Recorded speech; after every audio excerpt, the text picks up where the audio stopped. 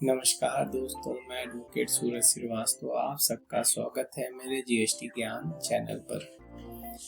आज मेरे सीरीज का पहला दिन है। मैं एक सीरीज लाया हूँ जिसमें मैं आप सबको बताऊंगा हेल्थ इंश्योरेंस, एक्सीडेंटल इंश्योरेंस और टर्म इंश्योरेंस के बारे में।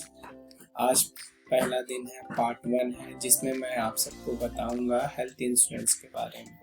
इसे मैं आप सबको एक स्टोरी के माध्यम से समझाऊंगा, इसकी क्या इम्पोर्टेंस है।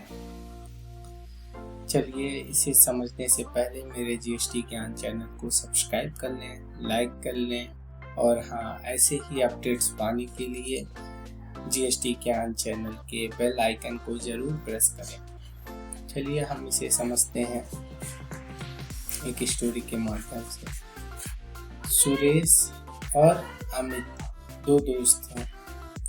दोनों की एक हैंडसम अमाउंट सैलरी आती थी, 50-50 हज़ार रुपये। दोनों अच्छी सेविंग करते थे, अच्छी लाइफ चल रही थी। और उनके पास एक हेल्थ इंश्योरेंस वाला आता है, अपने पॉलिसी के बारे में दोनों को समझाता है। इसमें से अमित उनकी पॉलिसी समझता है। वो कहता है अपने मित्र से कि मित्र, चलो हम लोग दोनों लोग पॉलिसी करवा लेते हैं। आज का तो सही चल रहा है, कल का कोई भरोसा नहीं है, और दोनों लोग हम लोग पॉलिसी करवा लेते हैं।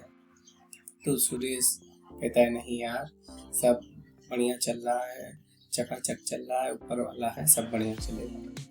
तो अमित कहता है यार मैं तो करवा ले रहा हूँ। तो सुरेश कहता है हाँ आप करवा लो, मुझे करवाने की कोई ज़रूरत नहीं। तो अमित करवा लेता है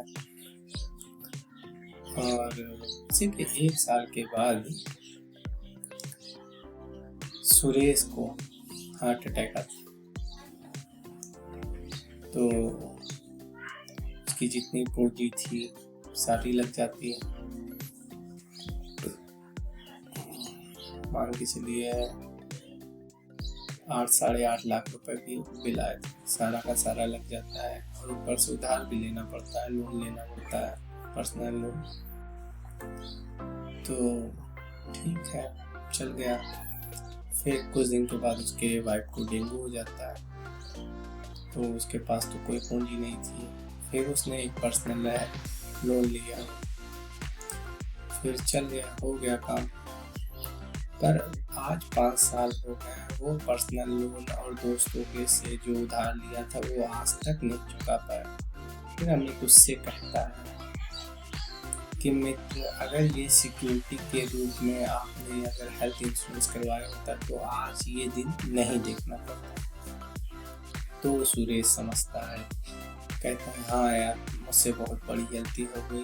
जबकि हम लोग अच्छा पैसा कमाया और मैं अगर ये हेल्थ इंश्योरेंस करवा लिया होता तो हमारे पास ये पूंजी इकट्ठा रहती ही रहती और किसी के सामने हाथ फैलाना ना पड़ता और मुझे ये लोन नहीं लेना पड़ता।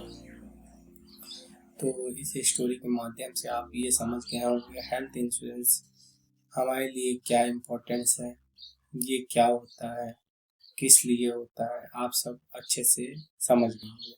पर इसे लेने से पहले आप कुछ बातों को ध्यान दीजिएगा कि आपके पॉलिसी में है कि नहीं है। पहला, रूम रेंट कैपिंग कोई नहीं होना चाहिए।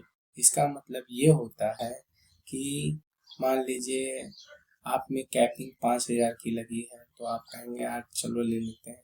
पर खुदा न खास्ता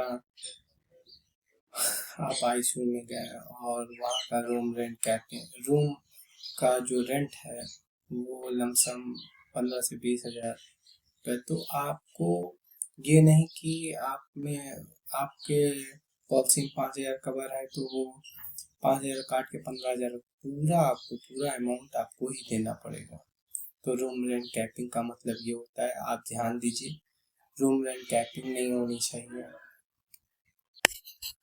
दूसरी बात, आपको अपनी पॉलिसी में ये देखना है कि आप जो पॉलिसी जिस कंपनी की करा रहे हैं वो कंपनी आपके एरिया के नेटवर्क हॉस्पिटल में ऐड है या नहीं। नहीं तो पता चला आपको कैशलेस लेने के लिए 40 से 50 किलोमीटर दूर जाना पड़े।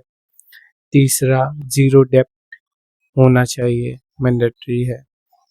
चौथा, आपके जो भी एडमिट होने से 30 से 60 दिन के खर्चे और एडमिट होने के बाद 90 से 120 दिन के 180 दिन के खर्चे आपके पॉलिसी में ऐड होने चाहिए। और आखिरी जो सबसे इम्पोर्टेंट है, नो क्लेम बोनस ऐड होना चाहिए। मेरी राय में आप लोगों के लिए HDFC ERGO की हेल्थ पॉलिसी अच्छी है। बाकी आप खुद समझदार हैं। आपको जो भी पॉलिसी अच्छी लगे, जिस भी कंपनी की, वो पॉलिसी करवाइए। पर ये सिक्योरिटी के रूप में एक हैंडसम अमाउंट की पॉलिसी लेना बहुत ज़रूरी है। धन्यवाद।